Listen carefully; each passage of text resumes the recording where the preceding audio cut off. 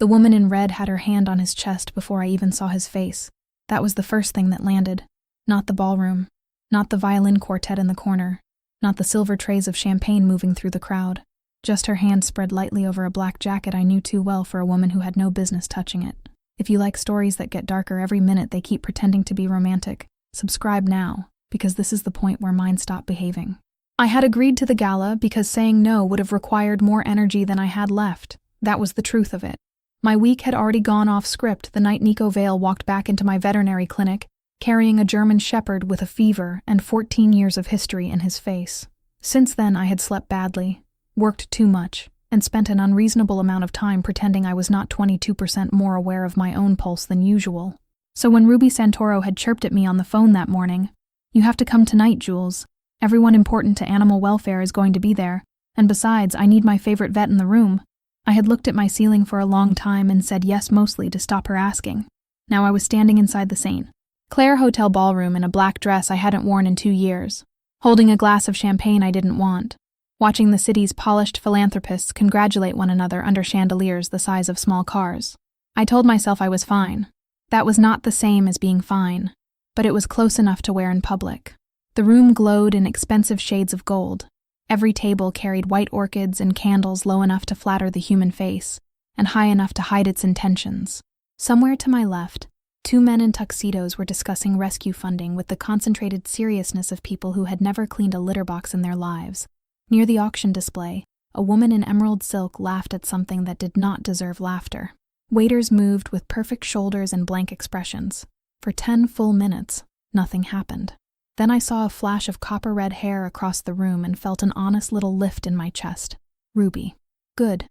Familiar. Safe enough.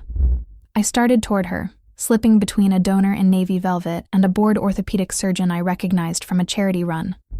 I was halfway there when I noticed the man standing in front of her. He had his back to me. Broad shoulders, dark jacket cut close, one hand resting at Ruby's waist with the careless confidence of someone who expected the world to keep making room for him. He leaned in slightly as she said something up at him, and there was something in the angle of his head, something old, specific, infuriatingly familiar, that stopped me dead in the middle of the ballroom. No. My brain supplied the word before my body did anything useful with it. No chance. But then he shifted his weight, just an inch, and I knew. There are people your body remembers before your mind gives permission. 14 years did not matter. Distance did not matter. Careers, cities, money, whatever had happened to the soft, serious boy who used to sit cross-legged in my parents' treehouse and argue with me about astronomy, none of it mattered in that one sickening, unmistakable second. I knew those shoulders. I knew exactly how he stood when he was listening. Ruby smiled up at him with all 32 teeth. "Dominic," she said warmly. "Thank you, Dominic." I blinked once. Then I heard my own voice behind his shoulder. "Dominic?" He turned, and there he was. Nico. Not 17 anymore. Not skinny, not shy, not wearing the wire-rimmed glasses he used to push up the bridge of his nose every 40 seconds when he got nervous. Whatever the last 14 years had done to him, they had done it thoroughly. He looked older, sharper, more composed. The softness had left his face and taken the apology with it.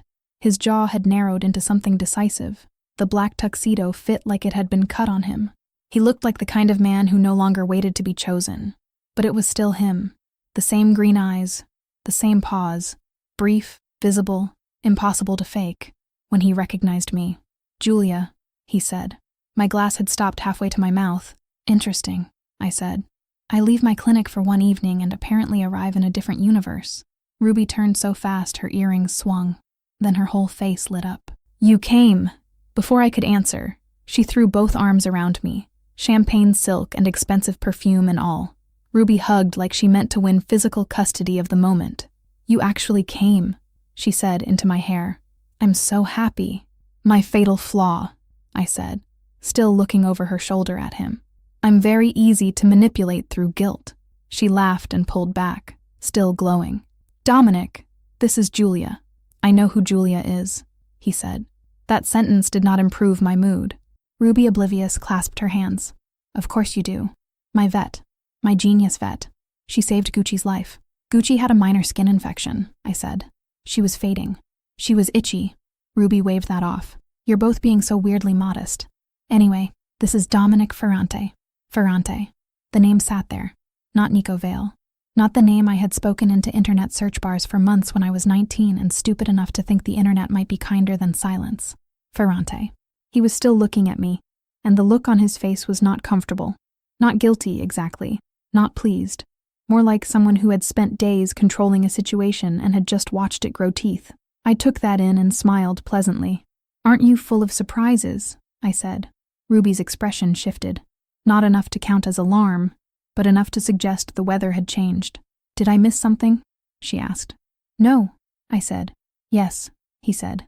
We spoke at exactly the same time. Ruby looked between us like a woman courtside at a match she had not realized she'd paid to attend. He recovered first. He always had been quick once he decided to move. His hand came lightly to Ruby's elbow. "You need to fix your collar," he said. She touched her throat, confused. "My collar?" "The wool," he said smoothly. "You said it was itching." Ruby opened her mouth. He did not let her finish. "Restroom," he said gently. "Come on." Then he looked at me. The message in his eyes was clear enough. Do not leave. The message in mine, I imagine, was clearer. Watch me. He escorted Ruby away with one controlled hand at her arm. She went, but not before glancing back at me with growing fascination, the way women do when they sense there is plot where they had only expected chemistry. I watched them cross the room. Then I drank my entire glass in one swallow, put it on a passing tray, turned around, and headed for the exit. I had almost reached the hotel doors when I heard shoes behind me. Fast, measured, closing distance. "Julia." I kept walking. "Julia, do not," I said without turning. Use that voice like we're in some kind of period drama. "I'm asking you to stop. You're doing it in a tuxedo, which makes it worse." The hotel's revolving doors spun me out onto the sidewalk and into cold April air. Traffic hissed along the avenue. A black sedan idled at the curb. 2 men stood near it. I noticed them because they noticed me. Both in dark suits, both large enough to alter the atmosphere. One had his hands folded in front of him with funeral home calm. The other looked like he had been assembled from spare pieces of linebacker and brick wall. I stopped. The revolving door pushed Nico out behind me. He was one breath short of composed. "Julia." I pivoted toward him. "Who is Dominic?" The 2 men by the car straightened slightly. Nico saw that happen, closed his eyes briefly, reopened them. "I can explain," he said. "I'm sure you can. Men explain weather, fraud, and text messages with the same face. That tells me nothing." The larger one of the 2 men stepped, very subtly, half a pace in front of me. The movement was small. The implication was not. I looked down at where his jacket shifted. Gun. My attention lifted very slowly back to his face. "Oh," I said. "Excellent. So we're doing this version of adulthood." Nico shot the man a look that could have sanded wood. "Back off, Tom." Tom moved back without arguing. The other one, slimmer, with the bright-eyed alertness of someone chronically underqualified for the seriousness around him, cleared his throat. "Technically," he said. He did say stop her. Nico turned his head. Not even all the way, just enough. The slimmer man swallowed. "I interpreted," he said weakly. With initiative. I stared at both of them, then back at Nico. Nico. He flinched at the name. Tiny. Real. Good. "Why?" I said, each word very distinct. "Do you have armed men in suits outside a fundraiser for rescue animals?" His jaw tightened. Before he could answer, the bright-eyed one apparently had a religious experience with poor judgment. "Witness protection," he said. Silence. I turned to him. He gained confidence from the act of speaking and, incredibly, continued. "Federal situation," he said. "Alias, security protocol, active risk environment. You know, the program." Nico closed his eyes. Tom looked at the sky like he had pre-existing grievances with it. I stared. Then I looked at Nico again. "Witness protection." He did not answer quickly enough. "Is that the lie we're trying on tonight?" I asked. "It's complicated." "Wonderful. My favorite kind." "Julia." "No. You don't get my first name while I'm being boxed in by government furniture." The bright-eyed one lifted a hand. "I'm Jerry, actually." "Thank you, Jerry," I said. "That makes everything less psychotic." Nico dragged a hand across his mouth.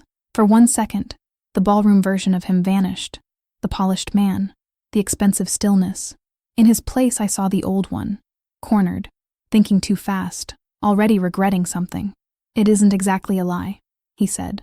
Tom made a sound through his nose that was not speech but definitely had opinions in it. I caught it. So not witness protection. Jerry tried to help. It has witness protection adjacent qualities. No one asked you another thing. He nodded. That's fair. I folded my arms and looked at Nico until he finally spoke. My family had enemies, he said.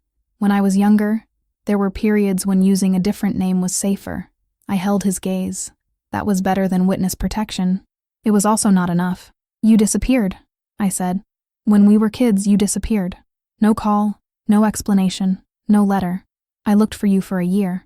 And now I find you in a hotel ballroom with a woman calling you Dominic and 2 armed men treating Midtown like a battlefield. The cold air had gone sharp in my lungs. I hated that he could still do this. Still shift the whole interior pressure of my body by standing 5 feet away and answering badly.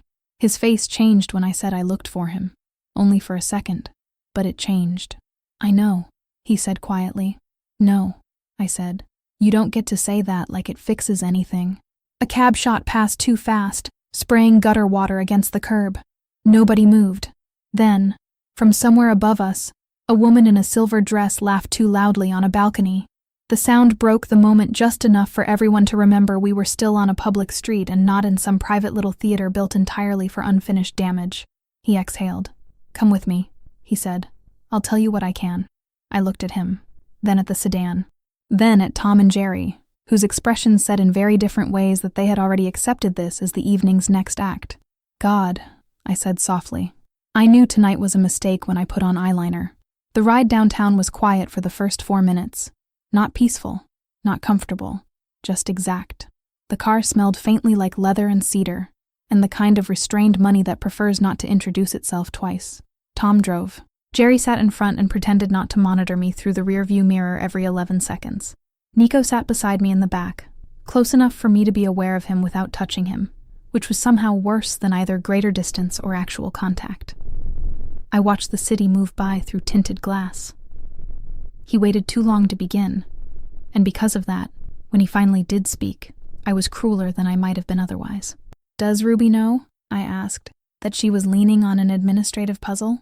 She has nothing to do with me. Really. She looked very involved for someone with nothing to do with you. We met tonight. I turned and looked at him properly for the first time since getting in the car. He met my eyes, did not look away, and that was the problem. The old Nico used to avert his gaze when he was worried I'd see too much. This one held eye contact like a man who had learned that control often looks like honesty if you deliver it slowly enough. We met tonight, he repeated. I watched his face for a crack, did not find one. Interesting. Then why did she call you Dominic? He was quiet. Because some people know me by that name. That is such a useless answer it almost feels expensive. A corner of his mouth moved. Not a smile. Something near one. I hated myself a little for noticing. My father used Ferrante, he said after a moment. At certain times, so did we.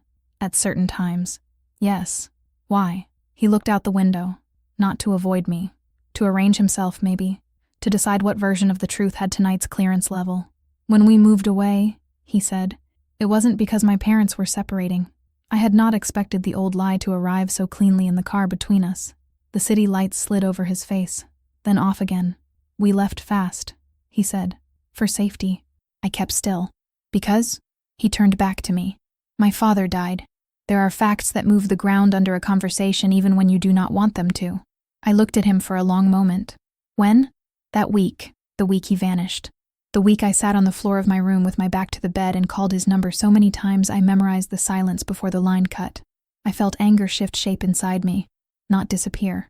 Just become less tidy. I'm sorry, I said, because I am not an animal. His eyes lowered briefly. Thank you. Jerry, up front, had found something deeply compelling about the windshield. Tom had become one with traffic. I looked back out at the passing streets. That still doesn't explain the gun. No, he said. It doesn't. We reached my building just after 11. It's a narrow brick place over my clinic in Brooklyn, the sort of building real estate agents now call charming, because age is easier to market when you hide the plumbing. The clinic occupies the first floor, frosted windows, blue awning, my name in white letters on the glass. Upstairs is my apartment, 2 rooms and 1 aggressively judgmental cat. Tom pulled to the curb. Nico got out with me. On instinct, so did Tom and Jerry. I noticed. Of course I noticed. I'm capable of opening my own door, I said. You're being watched, Nico said. I turned. What? His expression did not shift, which was how I knew he meant it. We think your clinic may have been seen as an access point, he said. By whom? He hesitated. Wrong move. By whom, Nico? I'll tell you more when I can confirm it. That is not how information works. He came a fraction closer, not touching, not crowding, just enough that his voice did not have to travel. I know, he said. I also know I can't give you half of something this serious and leave the rest vague. So for tonight I need you to do exactly one thing. What? Do not stay here alone. I stared at him. The absurdity of my life had officially become recreational. You disappear for 14 years, I said. You return in a tailored suit with government-adjacent guerrillas, lie badly, tell me your father died, imply I'm under surveillance, and your solution is what? I go home with you? Yes. The answer was immediate. That annoyed me further. No, Julia. No. I can put people here. You already have people here. That landed. He looked irritated with himself, which improved my mood by a measurable amount. Let me be clearer, he said. I can place more security. I laughed once, not because anything was funny. Normal men, I said, send flowers. He looked at me with an expression I could not fully read. Noted. I reached for the clinic key in my bag. That was when I saw the splintered frame. The lock had been forced. For one hanging second, my mind simply refused the image. The door was there. The glass was intact. My awning was still blue. The brass plate still said, Mercer Veterinary. Everything appeared normal except the ruined wood around the latch, which looked like it had been punched inward by a patient, determined need. Then my body caught up. I moved. He caught my wrist before I made it 2 steps. I go first, he said. This is my clinic. And if someone's still inside, you being first helps nobody.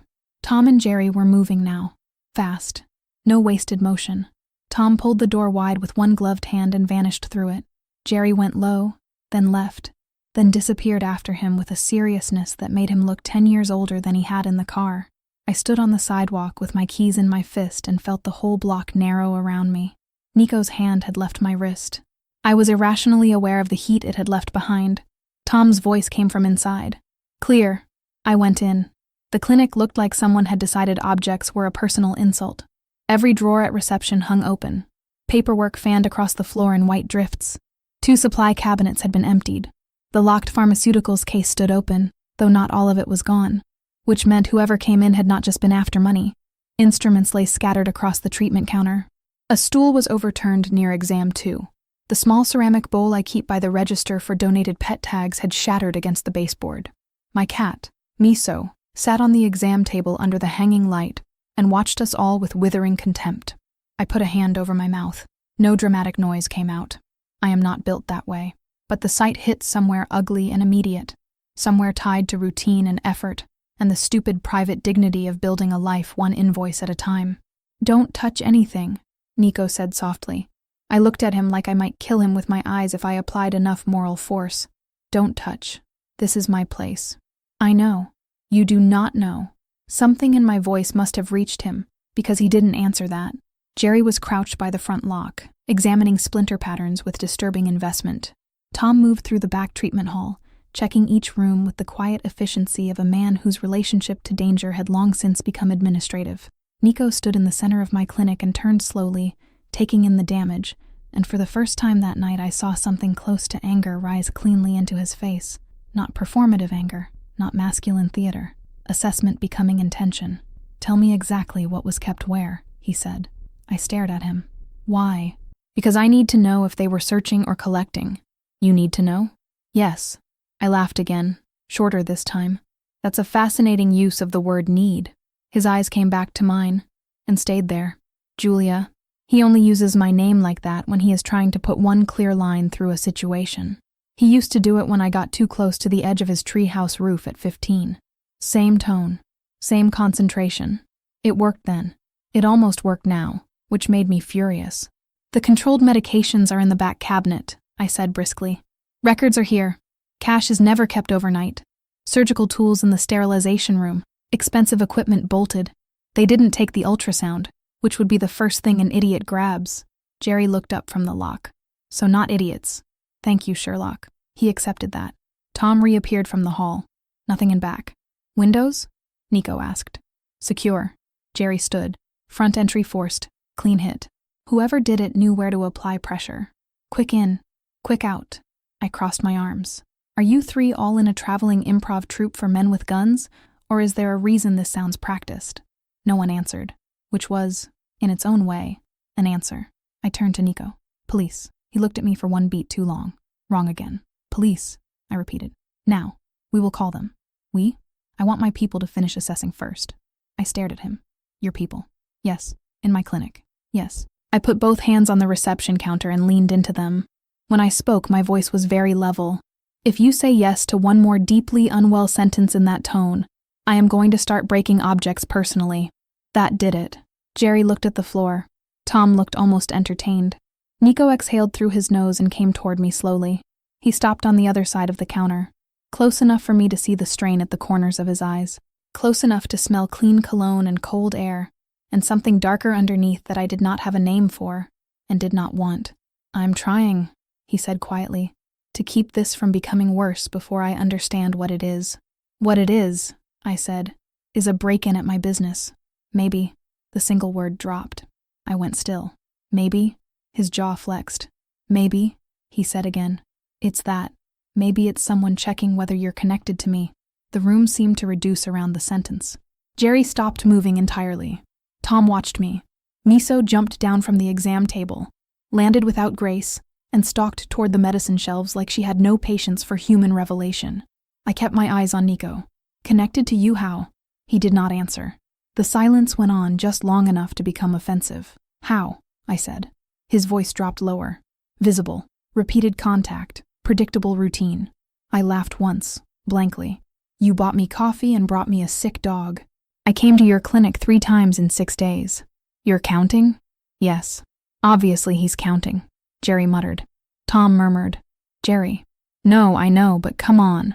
Stop talking, I said to both of them, without looking away from Nico. He still said nothing.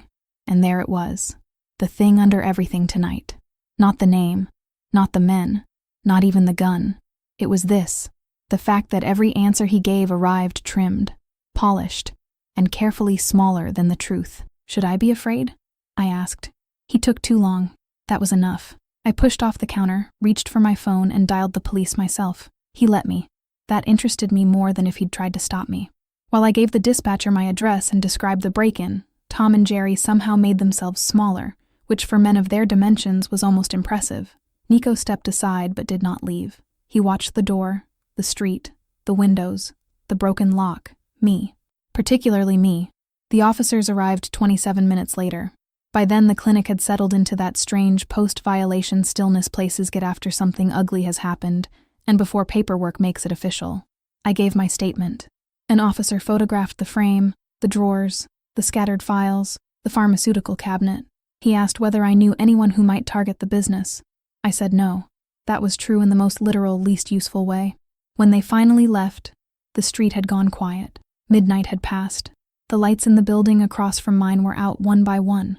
Tom and Jerry were outside conferring with 2 additional men I had not seen arrive. All 4 had the air of people who believed pavement could be intimidated into cooperation.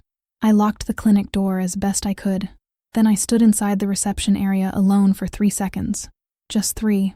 Long enough to see the broken frame, the papers, the overturned stool. The impossible fact of how quickly a place can stop feeling like yours when strangers have moved through it with purpose. A knock came at the glass. I opened the door. Nico stood there with his hands in his coat pockets. Tie gone, hair no longer completely behaving. He looked less like a man from a ballroom now, and more like the problem that had walked out of one. You're not staying here, he said. I was too tired to fight in full sentences. I live upstairs. Then you're not staying upstairs. I have patients at 8. I'll handle the repairs before then. I gave him a long look. Do you hear yourself? Yes. And I don't care.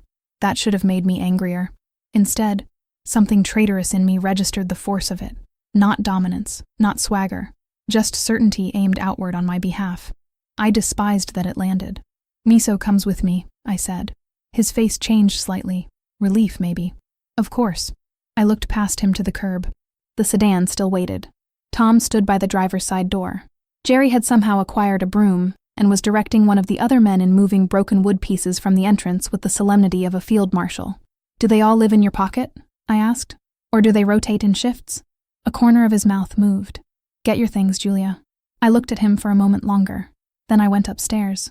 I packed faster than I thought I would. Not because I was calm. Not because I had processed anything. Just because movement is easier than standing still when something has already broken. A bag, 2 changes of clothes, my laptop, a small tin of cash I kept hidden behind outdated vaccination records. Miso objected loudly when I picked her up, then settled into my arm like she had always intended to be carried out of disasters. I didn't look around the apartment before I left. That felt important. Like if I let myself take inventory, books, dishes, the chair by the window, the exact way the light hits the floor in the morning, I might hesitate. And hesitation had already proven itself to be a bad investment tonight. When I came back down, Nico was still exactly where I'd left him, waiting. He took the bag from my hand without asking. Not forcefully, just efficiently. "I can carry it," I said. "I know." "Then give it back." "No." I stared at him. He held my gaze. Didn't move. Didn't explain. I let it go. Not because I agreed. Because I was choosing where to spend energy. And this didn't make the cut. Miso shifted in my arms and glared at him like she had already reached a conclusion about his character and found it lacking. "Your cat hates me," he said. "She has instincts." That almost got a reaction. Almost. The car door opened before we reached it. Tom, already positioned.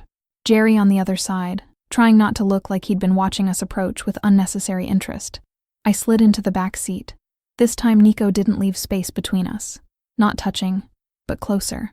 Close enough that I could feel the presence of him in a way that made the air heavier. The door shut. The car moved.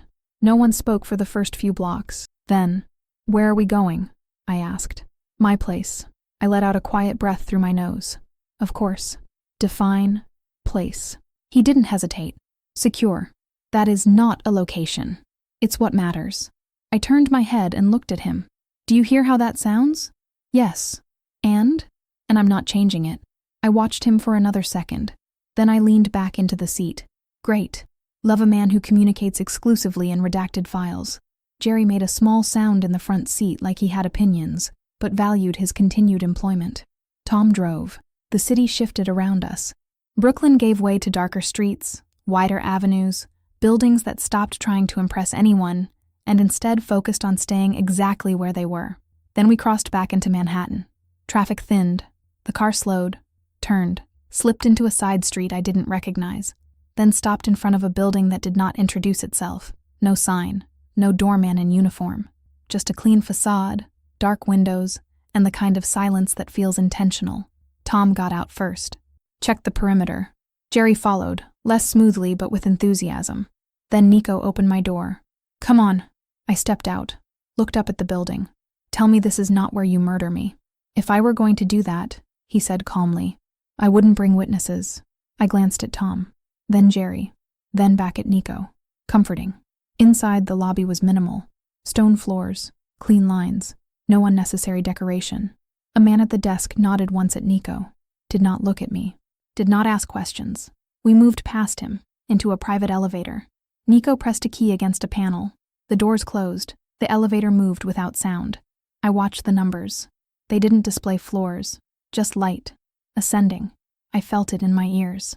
"Of course," I said quietly. "Secret elevator. Why not?" No one responded. The doors opened directly into an apartment. Not a penthouse in the flashy sense. No glass walls screaming wealth. No art trying to prove anything. Just space. Controlled. Clean. Intentional. Everything in it looked chosen for function first, appearance second, which made it more expensive than anything designed to show off. I stepped inside slowly.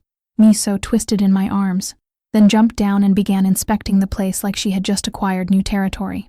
"She approves," Jerry said. "Stop talking," Tom muttered. Nico closed the door behind us, locked it.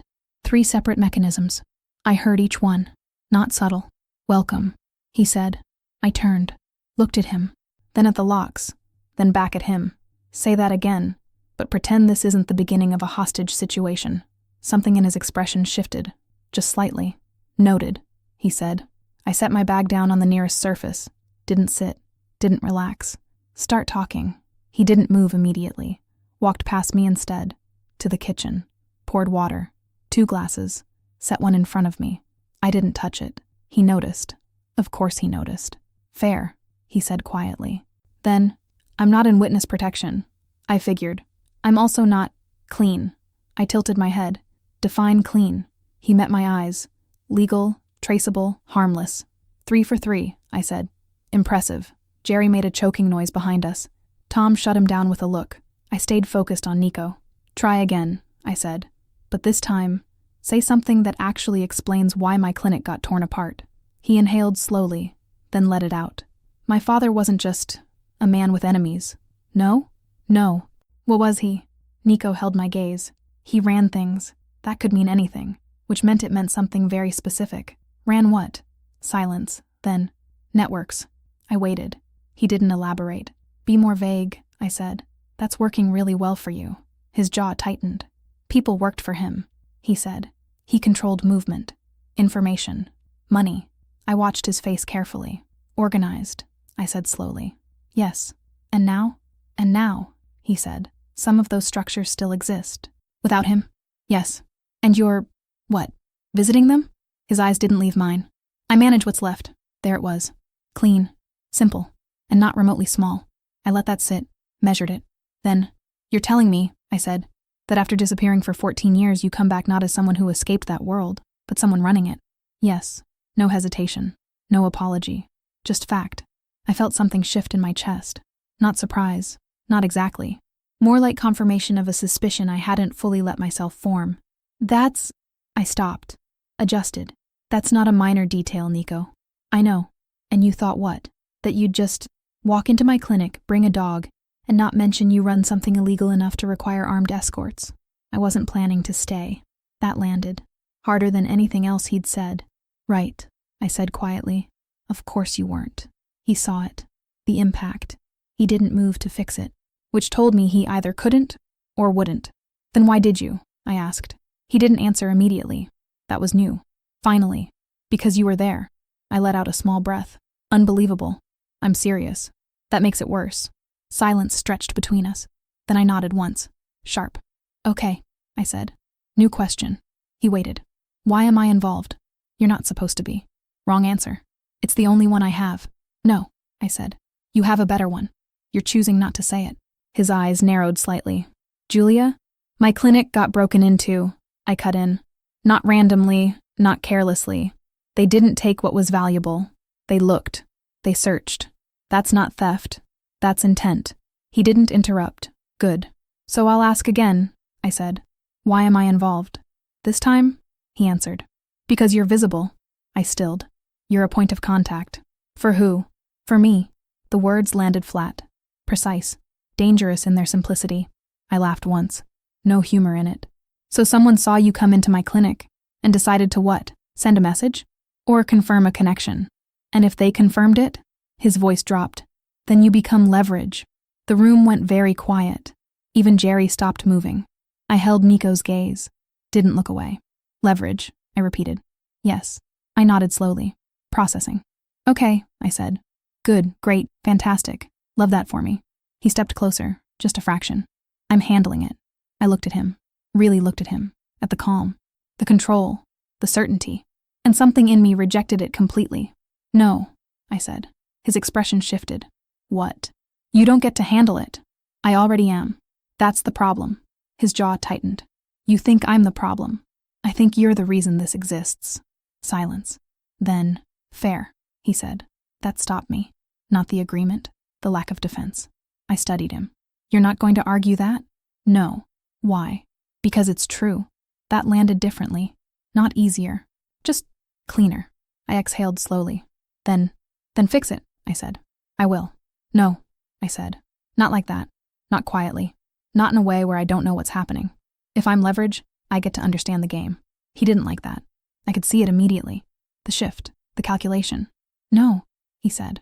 I almost laughed. You don't get to say no. I do. You really don't. This isn't something you negotiate your way into. Too late, I said. I'm already in it. Silence.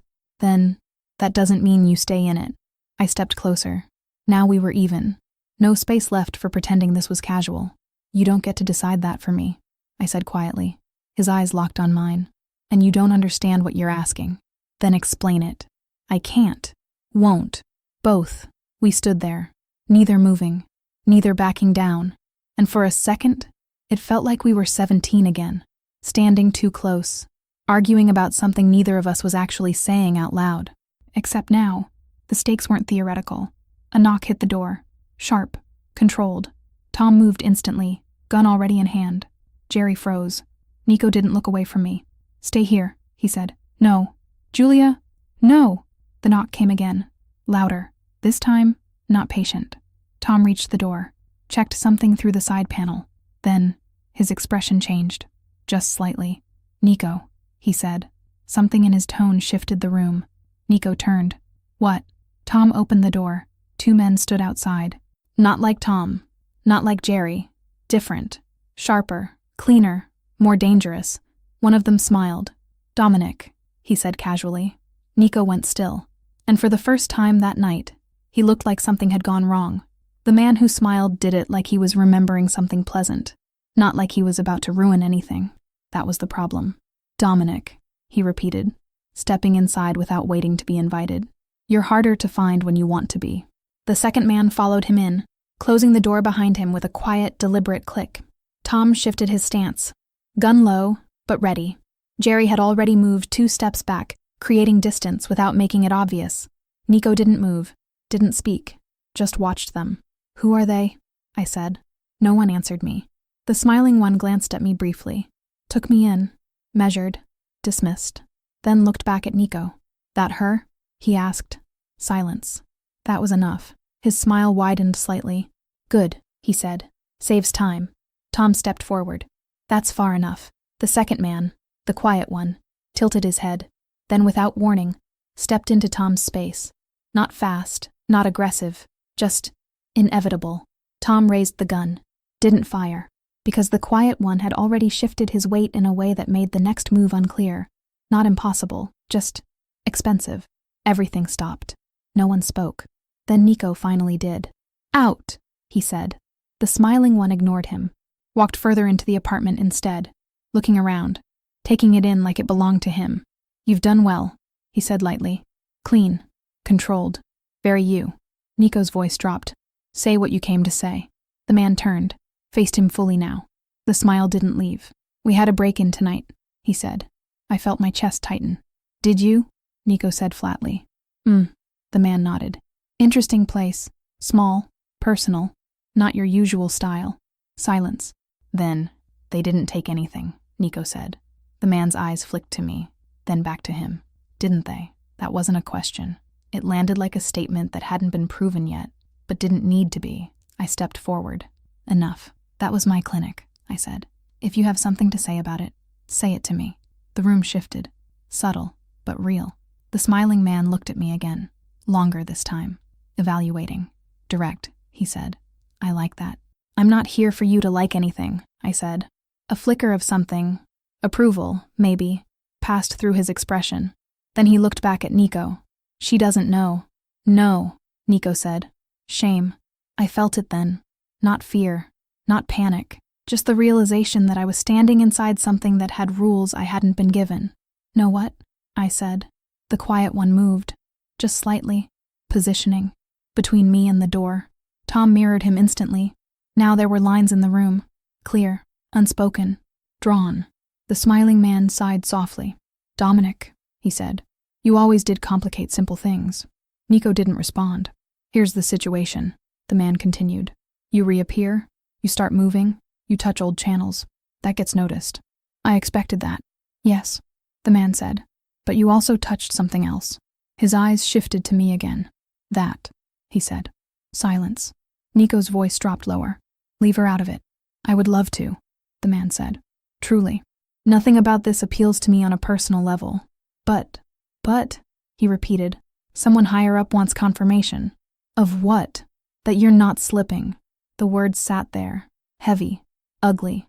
I frowned slightly. Slipping, I said. Into what? No one answered me.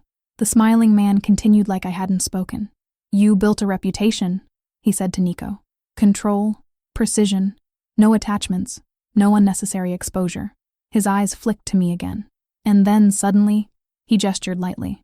This. Nico's jaw tightened. This is nothing. That's not what it looks like. I don't care what it looks like. The man smiled again. You should. The quiet one shifted again. Closer now.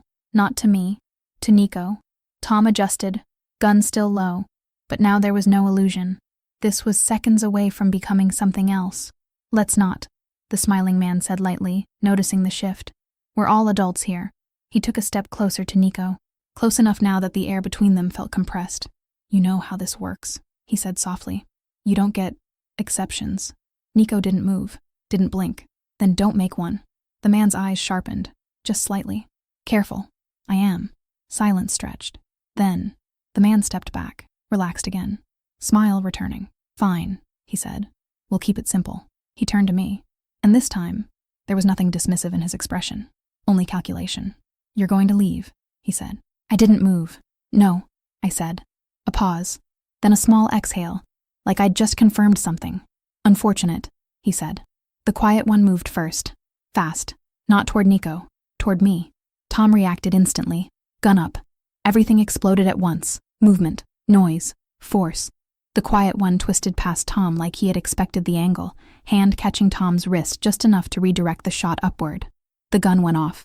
Deafening. Glass shattered somewhere behind us. Jerry dropped. Not hit. Just survival instincts finally catching up. Nico moved. Between me and them. Fast. Cleaner than I expected. More practiced than I wanted to admit. The smiling man didn't move. Just watched. Observing. Measuring. The quiet one reset. Back on his feet. Already recalculating. Tom recovered. Gun back up. Now steady. Now committed. Enough, Nico said. His voice cut through everything. Sharp. Final. It worked. For half a second. Then, the smiling man sighed. You see, he said almost casually, this is exactly the problem. And then he reached inside his jacket. Slowly, deliberately, pulled something out. Not a weapon. A phone. He held it up. Tapped the screen, turned it toward Nico. I couldn't see it from where I stood, but Nico could. And whatever was on that screen, it changed him. Not visibly, not dramatically, just enough that I saw it. Where did you get that? Nico said. Quiet, controlled, dangerous. The man smiled again. Does it matter? Silence. Then, no, Nico said. Good. He lowered the phone, slid it back into his jacket. Then we understand each other. The quiet one stepped back. Tom didn't lower the gun. Not yet. Stand down, Nico said. Tom hesitated. Then, lowered it. The room settled. Barely. But enough. The smiling man adjusted his cuffs. Like nothing had happened. Like this had been a conversation. Not a near collision. We'll be watching, he said. Do that, Nico replied. The man looked at me one last time. Long. Intentional. Then, you'll want to be very careful who you stand next to, he said, and then he left. The quiet one followed. The door closed behind them, and just like that, they were gone. No aftermath, no explanation, just absence. Silence filled the apartment. Heavy, thick. Jerry slowly pushed himself up from the floor. Okay, he said weakly. That escalated. No one responded. Tom stayed where he was, still, watching the door. Nico hadn't moved. I looked at him. Really looked. Something had shifted. Not outwardly, but internally, like a calculation had just changed direction. What was on the phone? I asked. He didn't answer. Nico? Nothing. I stepped closer. Look at me. He did. And for the first time that night, I didn't see control. I saw consequence. What was on the phone? I repeated. His voice, when it came, was lower than before. Proof. Of what? He held my gaze. That you're not just leverage anymore. I felt my stomach drop. What does that mean? It means, he said, they're not testing me. A beat. They're testing you. Silence. Then, why? I asked. His jaw tightened. Because you didn't leave. I let out a small breath. Almost a laugh. Of course. I nodded slowly. Processing. Recalculating. Adjusting. Okay, I said. He watched me. Waiting for panic. For fear. For something. He didn't get it. Instead, then we're done doing this your way, I said. His expression shifted. What? You said I don't understand the game. You don't. Then teach me. No. Too late, I said. I'm already in it. Silence. Then, You don't get to protect me from something I'm already standing inside. His eyes locked on mine. And you don't get to choose what that costs. I held his gaze, didn't move, didn't flinch. Watch me. Something in the room changed. Not the tension, not the danger, the alignment. Tom noticed. Jerry definitely noticed. Nico understood it and didn't like it. But he didn't shut it down. Not this time. Not after what he'd just seen. Fine, he said quietly. That landed. Harder than anything else. Then you listen, he continued. You follow exactly what I say. No improvisation, no deviation. No, I cut in. His expression went still. No, I repeated. We do this together. That's not how this works. It is now. Silence. Then, a slow exhale. Not agreement, not surrender, but something close enough. Stay close, he said. I almost smiled. Don't worry, I said. I plan to. And for the first time that night, the situation didn't feel like something happening to me. It felt like something I had stepped into, on purpose. And somewhere deep in that realization, something shifted. Not safer, not better, just clearer. This wasn't his world anymore. Not entirely. Now, it was ours. And that was going to be a problem for everyone.